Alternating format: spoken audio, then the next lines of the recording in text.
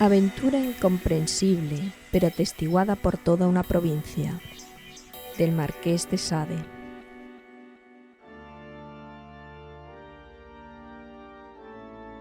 Todavía no hace 100 años, en varios lugares de Francia, perduraba aún la absurda creencia de que, entregando el alma al diablo, con ciertas ceremonias tan crueles como fanáticas, se conseguía de ese espíritu infernal todo lo que se deseara.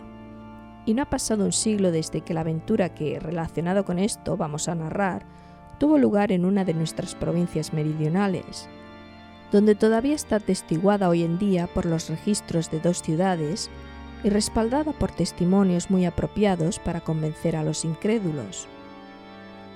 El lector puede creerla o no, hablamos solamente después de haberla verificado. Por supuesto, no le garantizamos el hecho, pero le certificamos que más de 100.000 almas lo creyeron y que más de 50.000 pueden corroborar en nuestros días la autenticidad con que se está consignada en registros solventes. Nos dará permiso para disfrazar la provincia y los nombres.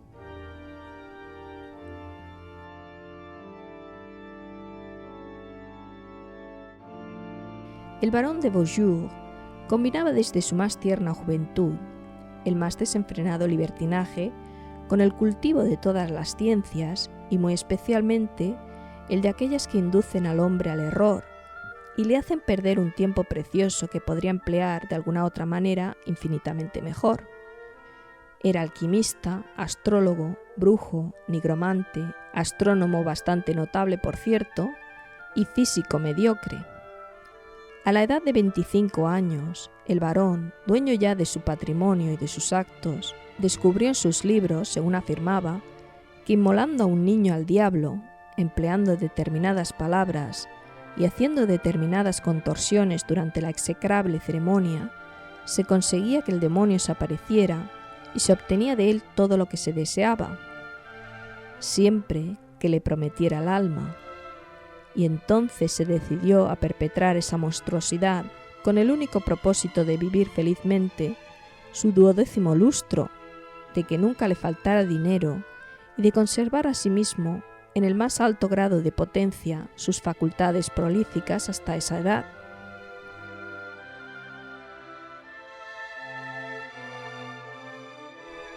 Cometida la infamia y firmado el pacto, ocurrió lo siguiente.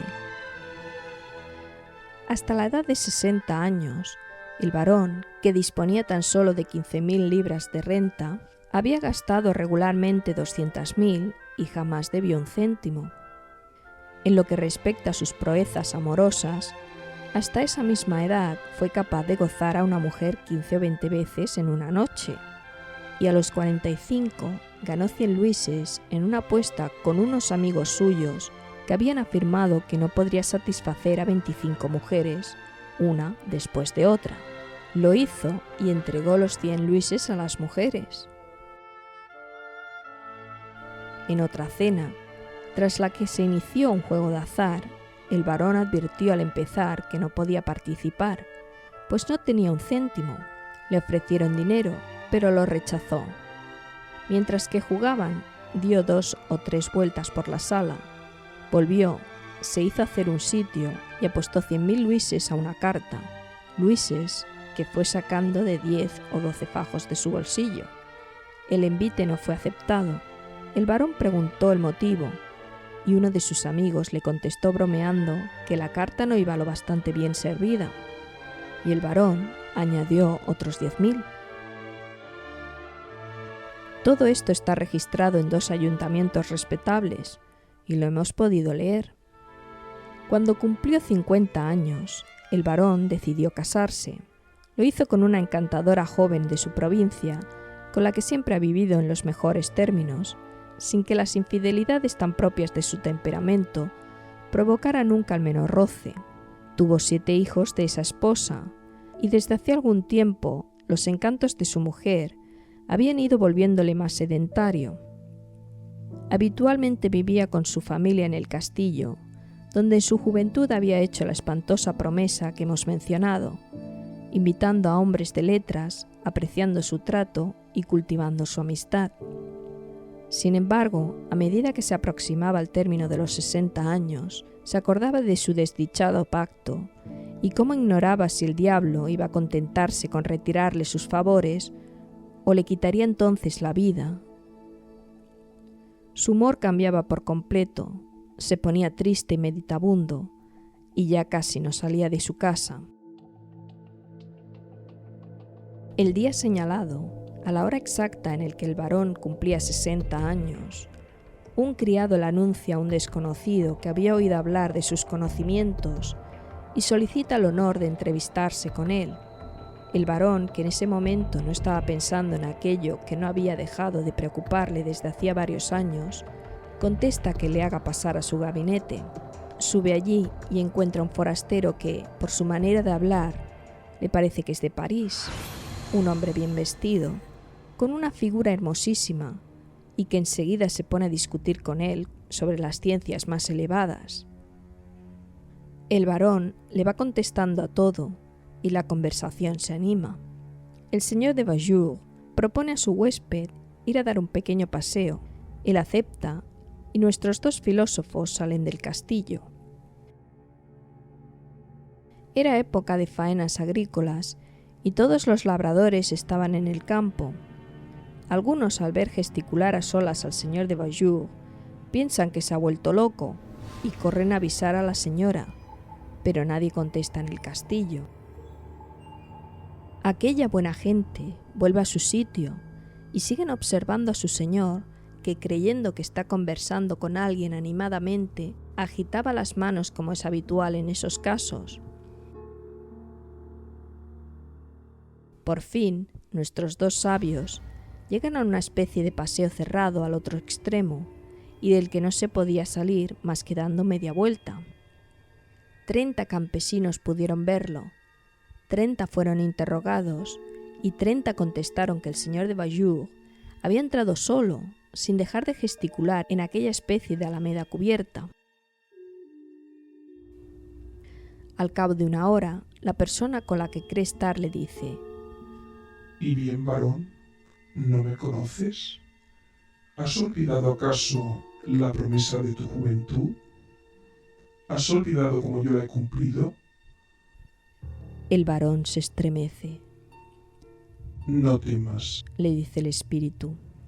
no soy dueño de tu vida, pero sí lo soy de retirarte todos mis favores y arrebatarte todo lo que te es querido. Vuelve a tu casa y verás en qué estado la encuentras. En ello reconocerás el justo castigo a tu imprudencia y a tus crímenes. A mí me gustan los crímenes, varón, incluso los deseo, pero mi destino me obliga a castigarlos.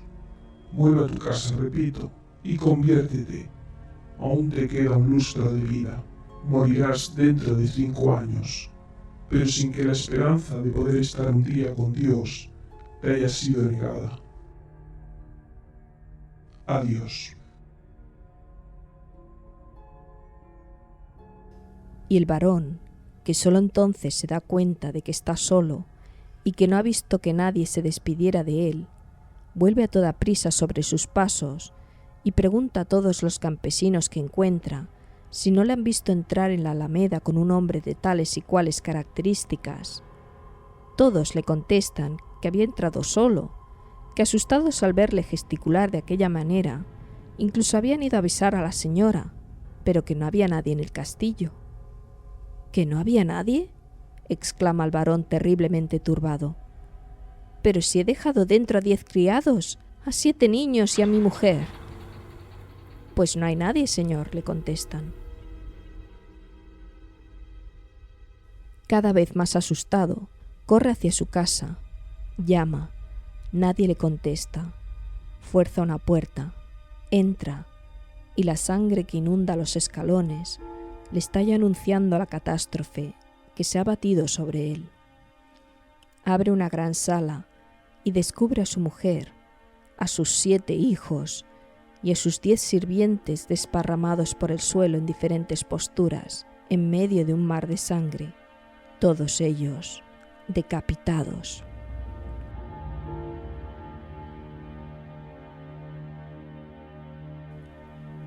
se desmaya.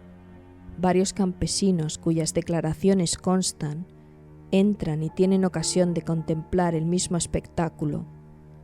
Ayudan a su señor, que poco a poco va volviendo en sí. Les ruega que faciliten los últimos auxilios a la desdichada familia y sin pérdida de tiempo se encamina hacia la Gran Cartuja, donde falleció al cabo de 5 años en el ejercicio de la más elevada piedad.